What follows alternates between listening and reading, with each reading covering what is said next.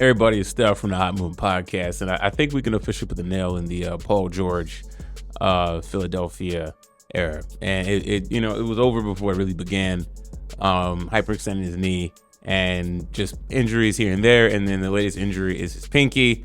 And look, man, last night against the Brooklyn Nets, scores a whopping 2 points in 37 minutes of play. Okay, I mean, look, if he's good enough to be out there to play with a pinky that is somewhat hurt or whatever issues, I mean, you're out there. Okay, you should be able to produce more than 2 points. Okay, Maxey, he didn't play. Okay, so Paul George, you're the guy. You're the guy to lead this team to victory, and you did absolutely nothing. Okay, you had Kelly Oubre out there and Quentin Grimes giving you all they got. Okay, and not making nearly what you're making. And this was his output. Okay, his excuse, saying that it's tough. The pain pretty much went down, but little things like ball handling, catching it, going left at moments. Like there's a couple plays tonight where it bobbled a bit because I got to essentially play like this all game. So it's frustrating, but it is what it is for 2 points, dog. No excuses. Again, you're out there on the court. Okay, your pinky's wrapped up. Okay, you had all game. You had the day before. You had warm-ups. You had early practice today. You had warm-ups. You had all day to figure out if you're good to go instead of being a liability on this team. Okay, but you chose to go out there on the road. It's not like you're at home where you need this pressure for you to play. Nah. Okay, you go out there in 37 minutes. Okay, if it was that bad, why'd you elect to want to play 37 minutes then? Why didn't you wave the white towel? No, he didn't do that. I've said this before. I was very high on the Paul George, coming to Philadelphia, thinking that, with Paul George, Tyrese Maxey, and Joel Embiid, that this would be a pretty good nucleus in the East to contend with the Knicks and the 76ers. Boy, was I wrong. This has been an absolute failure. Okay, I mean, this is beyond Tobias Harris levels bad. I was very critical of Tobias Harris. Paul George is even worse. Probably be his last. This is his last big contract. Probably should retire after his contract because it's not good. Okay, he didn't get his. I understand why he left the Clippers. They lowballed him. Okay, considering that he's played more games than Kawhi Leonard, he was a little more valuable in that system. And then they decided to invest into Kawhi Leonard. And then he goes ahead and takes his show on the road or moves camp to the East Coast of Philadelphia. All right, Daryl Morey. I don't know if Daryl Morey is going to be there, but I think the Sixers ownership is going to probably have to move on from Paul George over the summer. They're going to have to find a trade partner. They may have to take less. They're not going to get a Paul George value talent back. They're going to have to find a way to move Paul George, get some draft picks, get off the salary, and start rebuilding for the future, as they got to figure out what they want to do with Joel Embiid.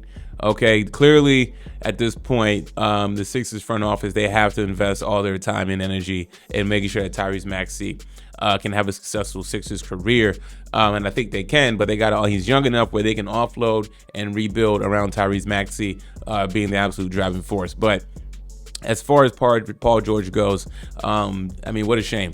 You know what I'm saying? I mean, his career is one of the oddest careers I think I've probably ever seen, considering just his talent, and then just the lack of, he's never been to an NBA Finals. Okay, I mean, it's just, Paul George at one point was rated very high, being a top 10 player in the league. At 34 years old, he's still a bucket getter. But that's all you can hang your hat on. He's in that camp of DeRozan and everything. But I mean, again, I've made the comparison between him and DeRozan. You can probably make the case probably a little insulting to DeRozan at this point. DeRozan is still doing a lot better. You can make the case that if DeRozan was on his team instead of Paul George, they'd be doing probably a lot better, honestly. Or you're getting a better output from DeRozan. Okay. When I look at Paul George's career, I'm just gonna say overrated. Okay, a lot of playoff flameouts. Okay, he called himself playoff P, but he's choked multiple times in the playoffs. He's been very injury prone. Okay, he has the type of game where he's skilled enough to trick execs and GMs and owners that, hey, maybe we can get him and add him to our core. That's not going to work. The whole Clippers era, I know Kawhi Leonard had a big part of that feeling, but same for Paul George as well too. And here we are, it's like Clippers East all over again with Paul George. I mean, 2 points in an NBA game against the Brooklyn Nets. Okay, the Brooklyn Nets tend to play very well against better teams. They're really weird. But I mean, look, I get it. The Sixers didn't have Maxey and Embiid. Okay, but nonetheless, though, you were getting contributions from two guys in Kelly Oubre and Quentin Grimes.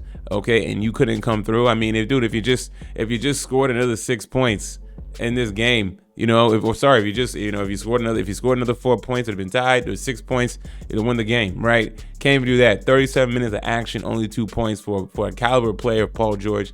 Pinky hurt or not, you chose to be out there. Absolutely weak, man. I'm done with Paul George, man. And I think, like I said, the Clippers most likely are going to have to. Sixers are most likely going to have to find a way to move on from him. Find a trade partner. He might have to go to some Siberian basketball team and get some draft picks back. At this point, you can't worry about getting fair compensation in terms of, let's get a Paul George level of talent back or multiple players that can equate the talent of Paul George. That's just not going to happen at this point.